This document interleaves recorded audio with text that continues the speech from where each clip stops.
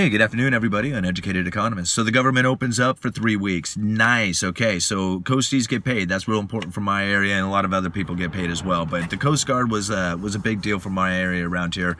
A lot of coasties here at the mouth of the Columbia River. So it's going to be nice to see those families get their paychecks. All right.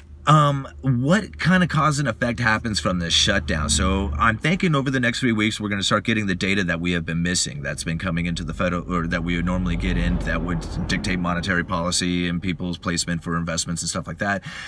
This data has been locked up for this whole shutdown, the longest shutdown on record. And soon we're going to start getting this data in, I believe.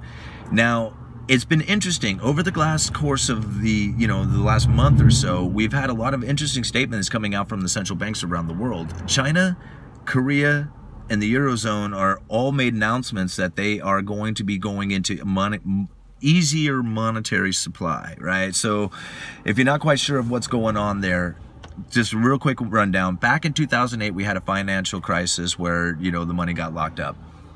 And the Federal Reserve started printing up money and buying bonds. They started buying the U.S. Treasuries, right? And they put those on their asset sheets, and to the tune of like $4 trillion or something like that. So it was this huge, huge amount of printing of money that they went and bought bonds with. This money found its way into the housing market, stock market, bond market. It flooded these assets into where they are now, essentially. And now they're trying to unwind those assets, right? So they want to take those bonds that they had taken and put them on their asset sheets, and they want to try and unload those things. So what they're doing is they're letting those treasuries become mature, right? So treasuries that pay the principal plus an interest rate, they're allowing those things to mature. And instead of rolling them over into new debt, they are taking the money off the table. So the money that they printed up, bought these bonds with, those bonds are becoming due, and they're taking the money off the table.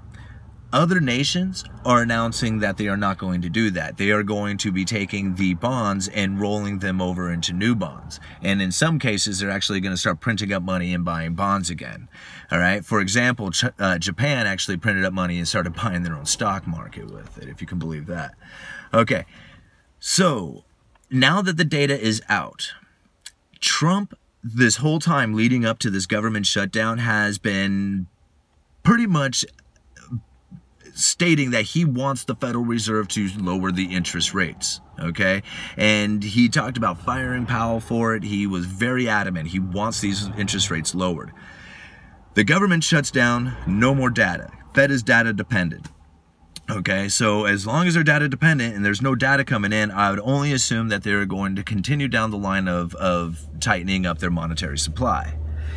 Now, this government shutdown caused a GDP drop, right? And they say it wasn't much, like a 0.13% GDP drop, but that might be, in the end, significant enough to force the Federal Reserve into dropping the interest rates again. They might reverse their policies on account that the government shutdown has lowered the GDP enough for them to be data dependent, and their data is now telling them to reverse course. So the rest of the world has already decided they're pretty much going to reverse course. The Federal Reserve, as far as I know, hasn't announced that, but they very well could now that the government has opened up and the data is going to start coming out. I don't know. Hope you guys weren't confused by that. Uneducated Economist. Talk to you later.